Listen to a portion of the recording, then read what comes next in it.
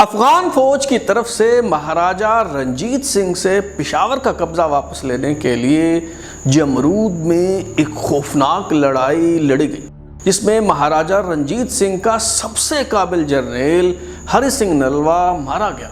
نپولین کی شکست کے بعد سپر پاور کے طور پر ابھرنے والے برطانیہ نے روس سے مخاصمت کی بنیاد پر کابل کو نئی گریٹ گیم کا مرکز بنا دیا، اور ہندوستان کے گورنر جنرل لارڈ آکلینڈ نے دوست محمد خان کو کابل کے تخت سے ہٹا کر اپنے کٹ پتلی شجاع شاہ کو افغانستان کا حاکم بنانے کے لیے جنگ کا اعلان کر دیا۔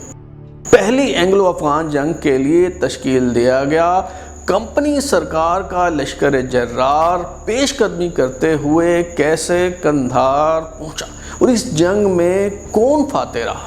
ترازو کی نئی سیریز افغانستان کی تاریخ کی دوسری قسط میں آج ہم یہی پہیلیاں سلجھانے اور حقیقت کا سراغ پانے کی کوشش کریں گے۔ میں ہوں بلال غوری اور آپ دیکھ رہے ہیں ترازو۔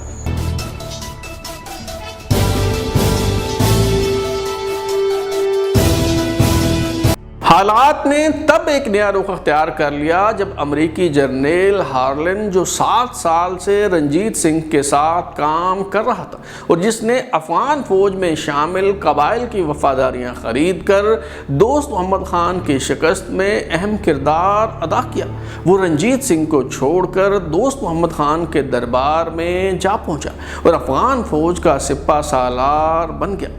پشاور کا قبضہ واپس لینے کے لیے افغان فوج نے اپریل 1837 میں سکھ فوج سے ایک اور جنگ لڑی۔ درہ خیبر کے قریب جمرود میں لڑی گئی یہ جنگ، جس میں افغان فوج کی قیادت دوست محمد خان کے بیٹے اکبر خان نے کی، بہت خوفناک اور خون ریز لڑائی تھی، جس میں دوست محمد خان کے بڑے بیٹے افضل خان سمیت 11,000 افغان مارے گئے، جبکہ سکھ فوج کے 6,000 سپاہی رزقے خاک ہوئے۔ اس جنگ میں مہاراجہ رنجیت سنگھ کا سب سے قابل، وفادار اور ہر دل عزیز جرنیل ہری سنگھ نلوا مارا گیا۔ جب رنجیت سنگھ کو ہری سنگھ نلوا کی موت کی خبر دی گئی تو نہ صرف اس نے سینہ کوبی کی بلکہ بچوں کی طرح پھوٹ پھوٹ کر رونے لگا۔ برطانیہ، جو پہلے افغانستان کے معاملے میں کھل کر میدان میں آنے سے گریزاں تھا، اب اس کی پالیسی تبدیل ہو چکی تھی، کیونکہ برطانیہ میں حکومت بدل جانے کے بعد لارڈ بینٹک واپس جا چکے تھے اور اب لارڈ آکلینڈ ہندوستان کے گورنر جنرل کا منصب سنبھال چکے تھے۔ گورنر جنرل لارڈ آکلینڈ نے 1 اکتوبر 1838 کو افغانستان کے خلاف اعلان جنگ پر مبنی اس اعلامیے کا اعلان کر دیا جسے شملہ مینیفیسٹو کہا جاتا ہے۔ منصوبہ تو یہ تھا کہ مہاراجہ رنجیت سنگھ کے ساتھ مل کر افغانستان پر حملہ کیا جائے گا اور شاہ شجاع کو تخت پر بٹھایا جائے گا۔ اس حملے کا جواز یہ پیش کیا گیا کہ علاقائی طاقتیں توسیع پسندانہ عزائم رکھتی ہیں۔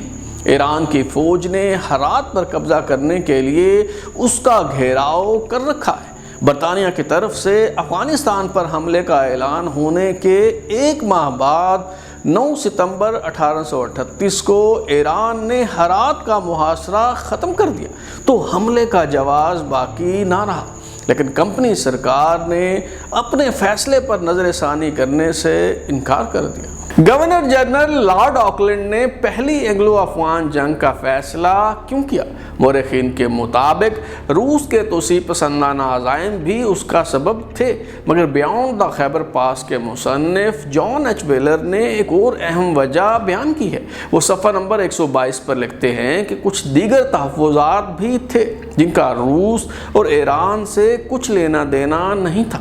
کمپنی کے زیر انتظام برما اور نیپال میں سب اچھا نہیں تھا، اور ہندوستان بذات خود کمپنی کے لیے درد سر تھا، کیونکہ دوست محمد خان کے عروج نے بھارت کے مسلمانوں میں امید کی یہ کرن جگا دی تھی کہ شاید افغان سرزمین سے کوئی نجات دہندہ اٹھے اور پنجاب میں انہیں برطانوی استعمار کی غلامی سے نجات دلا دے۔ یہ صورتحال مقامی لوگوں کے اضطراب کا نتیجہ تھی جو 1857 میں بغاوت کی صورت میں پھوٹ پڑے۔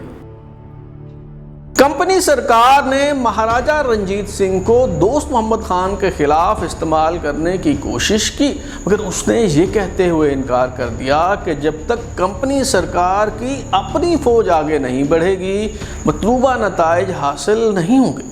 جب بات چیت ہوئی تو نہ صرف کشمیر اور پشاور پر مہاراجہ رنجیت سنگھ کا حق تسلیم کر لیا گیا، بلکہ برطانوی کٹ پتلی کا کردار ادا کرنے والے شاہ شجاع سندھ کے علاقے سے بھی دستبردار ہو گئے۔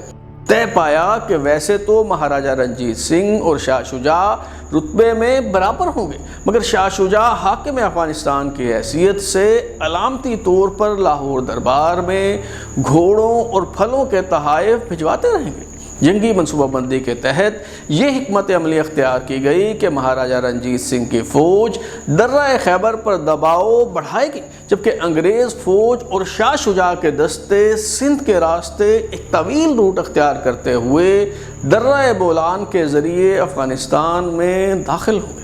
انگریز فوج نے 3 نومبر 1838 کو جہان آباد سے کوچ کیا اور مختلف مقامات سے روانہ ہونے والے لشکر فیروز پور کے مقام پر جمع ہوئے۔ 28 نومبر 1838 کو فیروز پور میں طاقت کا بھرپور مظاہرہ کیا گیا۔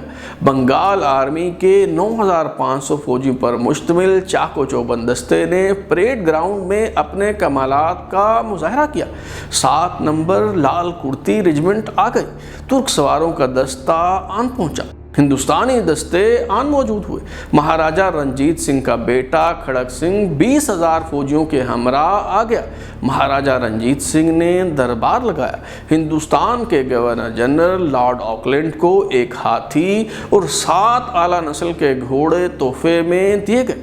صاحب بہادر نے شیر پنجاب کو گنگا اور جمنا نام کی 2 توپوں کا تحفہ پیش کیا۔ فیروز پور سے انگریز فوج کا یہ قافلہ بہاولپور روانہ ہوا، جہاں امیر بہاولپور نے ان کی خوب آؤبھگت کی۔ احمد پور اور خان پور سے ہوتا ہوا یہ لشکر جرار روڑی کی طرف روانہ ہوا۔ روڑی پہنچ کر اس لشکر نے دریا کنارے چھاؤنی قائم کی۔ اطلاعات ملی کہ روڑی کا حاکم میر رستم انگریز فوج سے لڑنے بھلنے کے لیے تیار ہے، لیکن یہ خبریں غلط ثابت ہوئیں اور انگریز فوج کو کسی قسم کی مزاحمت کا سامنا نہ کرنا پڑا۔ دراصل میر رستم کو قائل کرنے کا ٹاسک الیگزینڈر برنز کو دیا گیا تھا، لیکن جب وہ کامیاب نہ ہوا تو انگریز سرکار کے ایک اور خدمتگار موہن لال کو یہ ذمہ داری سونپی گئی اور وہ میر رستم کو راضی کرنے میں کامیاب رہا۔ یہاں ایک تاریخی قلعہ ہے۔ میر رستم نے اس قلعے کو خالی کر دیا اور انگریز فوج نے لڑے بغیر قلعہ بکھر میں داخل ہو کر اس کا انتظام سنبھالے۔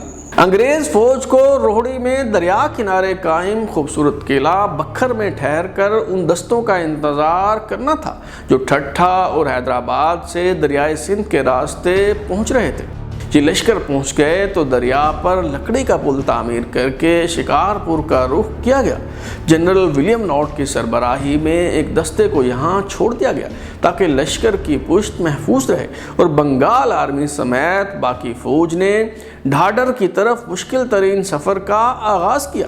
بیونڈ دا خیبر پاس کے مصنف جان ایچ ویلر صفحہ نمبر 141 پر لکھتے ہیں کہ 140 میل طویل یہ راستہ جو سندھ کے نمک سے بھرپور صحرا سے گزرتا تھا، یہاں پانی یا جانوروں کے لیے گھاس کا نام و نشان نہ تھا۔ ڈھاڈر میں بھی کسی قسم کا ریلیف متوقع نہ تھا۔ یہاں مقامی زبان میں کہاوت مشہور تھی کہ اے اللہ، جب تو نے ڈھاڈر بنا دیا تھا تو پھر جہنم بنانے کی کیا ضرورت تھی۔ 16 دن پر محیط اس مشکل سفر میں انگریز فوج کے بیشتر جانور مر گئے۔ 16 مارچ 1839 کو انگریز فوج درہ بولان پہنچ گئی۔ 26 مارچ کو یہ لشکر کوئٹہ کے نواحی علاقے شال کوٹ جا پہنچا۔ یہاں ممبئی اور دلی کے فوجی کمانڈروں میں انبن ہوئی تو commander in chief general fan نے واپس جانے کا فیصلہ کر لیا اور انگریز فوج کی قیادت جنرل سر جان کین نے سنبھال لی۔ خان آف کلات میر محراب خان بلوچ نے نہ صرف برطانوی فوج کی طرف سے ان کے علاقے کی زمین ہتھیانے پر احتجاج کیا، بلکہ دوست محمد خان کو ہٹا کر شاہ شجاع کو کابل کے تخت پر بٹھانے کے منصوبے کے بھی مخالفت کی۔ خان آف کلات میر محراب خان بلوچ، جنہیں امیر بلوچستان بھی کہا جاتا ہے، انہوں نے برطانوی حکام کو اس منصوبے کے نتائج سے متعلق متنبع کرتے ہوئے کہا، ممکن ہے آپ ایک بہت بڑی فوج کے ذریعے شاہ شجاع کو تخت پر بٹھا دیں، لیکن جیسے ہی آپ کی فوج افغانستان کو چھوڑ کر جائے گی، شاہ شجاع کو بھی اٹھا کر باہر پھینک دیا جائے گا۔ انگریز فوج خان آف کلات کی باتوں کو نظر انداز کرتے ہوئے آگے بڑھی اور اس لشکر جرار نے قندھار کا رخ کر لیا۔ دوست محمد خان کا خیال تھا کہ انگریز فوج درہ خیبر سے حملہ آور ہوگی، اس لیے اس نے اپنے بیٹے اکبر خان کی قیادت میں ایک بڑے لشکر کو درہ خیبر کی طرف بھیج دیا تھا۔ دوست محمد خان کے بے خبر ہونے کی وجہ سے انگریز فوج کو قندھار میں زیادہ مزاحمت کا سامنا نہ کرنا پڑا اور شہر فتح ہو گیا۔ انگریز فوج نے فتح کا طبل بجا دیا اور قلعہ قندھار پر تاج برطانیہ کا جھنڈا لہرا دیا گیا۔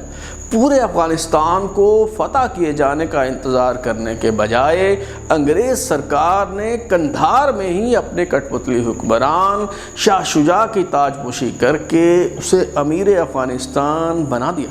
تاریخ افغانستان اور سندھ کے مصنف سید فدا حسین بخاری، جو انگریز فوج کے اس لشکر میں بطور سپاہی شامل تھے، وہ لکھتے ہیں کہ ہم جب قندھار پہنچے تو حالات کٹھن تھے۔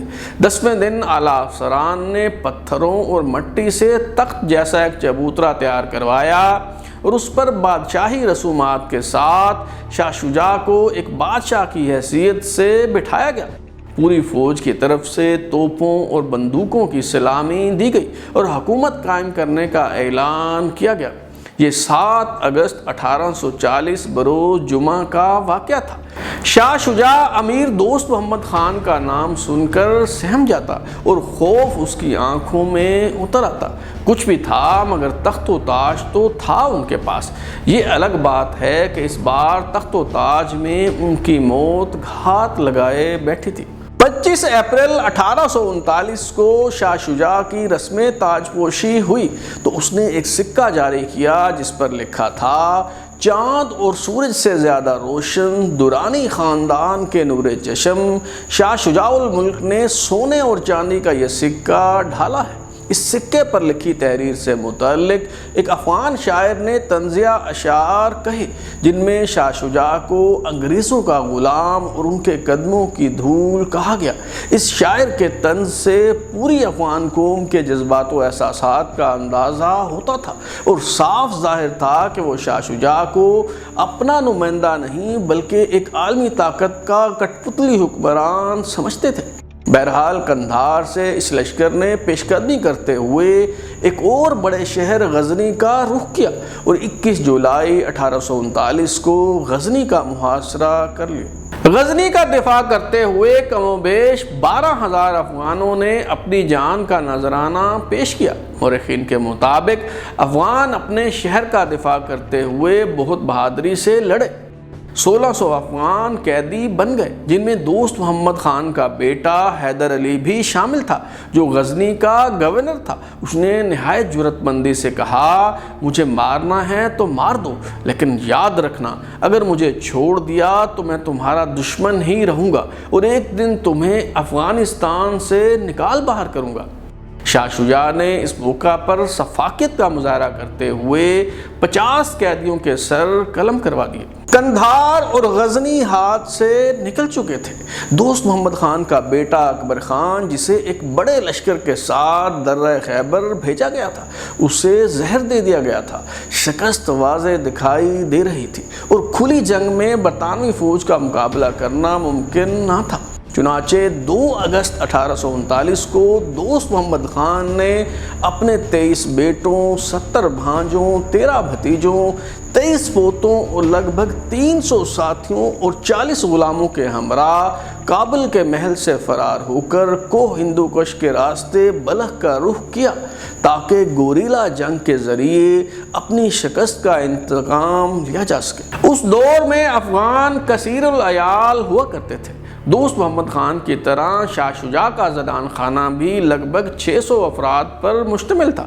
الیگزینڈر برنز جب برطانوی نمائندے کی حیثیت سے دوست محمد خان سے بات چیت کے لیے کابل جا رہے تھے تو پشاور میں دوست محمد خان کے سوتیلے بھائی اور گورنر پشاور سلطان محمد خان کے ہاں قیام کیا۔ انہوں نے اپنی رپورٹ میں لکھا کہ سلطان محمد خان کی 30 بیویاں اور 60 بچے ہیں۔ الیگزینڈر برنز نے لکھا کہ سلطان محمد خان کے بیٹوں نے اسے کابل شہر سے متعلق آگہی دی اور بتایا کہ وہاں بدکار عورتوں کی بھرمار ہے۔ لڑکوں نے ہنستے ہوئے کہا، پرانی افغان کہاوت ہے، پشاور میں جو کی ملاوٹ کے بغیر آٹا نہیں ملتا، اور کابل میں کوئی ایسی عورت نہیں ملتی جس کا یار نہ ہو۔ شاہ شجاع 7 اگست 1839 کو انگریز فوج کے بنگال اور بمبئی ڈویژن کی 20,000 فوج کے ساتھ کابل میں داخل ہوئے اور اس محل میں براجمان ہو گئے جہاں سے انہیں 30 سال پہلے بے دخل کیا گیا تھا۔ کمپنی سرکار کی مہم کامیاب ہو چکی تھی۔ تاج برطانیہ کے کٹھ پتلی حکمران کو کابل میں تخت نشین کروانے کا مقصد پورا ہو چکا تھا۔ 20 اگست کو جلال آباد بھی فتح کر لیا گیا۔ اس کامیابی کی خوشی میں انگریز فوج کے سپہ سالار سر جان کین کو لارڈ کا خطاب دے کر غزنی کا حاکم مقرر کر دیا گیا۔ برطانوی پولیٹیکل ایجنٹ کلاؤڈ ویڈ کو نائٹ کا خطاب دے دیا گیا اور اپنے کٹھ پتلی حکمران کی حفاظت اور اس کے اقتدار کو برقرار رکھنے کے لیے برطانوی فوج نے بالا حصار میں فوجی چھاؤنی بنا لی۔ افغانستان کی تاریخ بیان کرنے کا یہ سلسلہ جاری ہے۔ اگلی قسط میں ہم آپ کو بتائیں گے کہ برطانیہ کے کٹھ پتلی حکمران شاہ شجاع کب تک اقتدار پر برقرار رہ سکے اور اس وقت کی سپر پاور کو کن حالات کا سامنا کرنا پڑا۔ اگر آپ اپنی رائے دینا چاہتے ہیں یا پھر کوئی تجویز تو ہمارا واٹس ایپ نمبر 0332841053 دستیاب ہے۔ اپنا فیڈ بیک دیں، لائک کریں، سبسکرائب کرنے کے بعد بیل آئکن یعنی گھنٹی دبائیں اور دیکھتے رہیں ہمارا چینل ترازو۔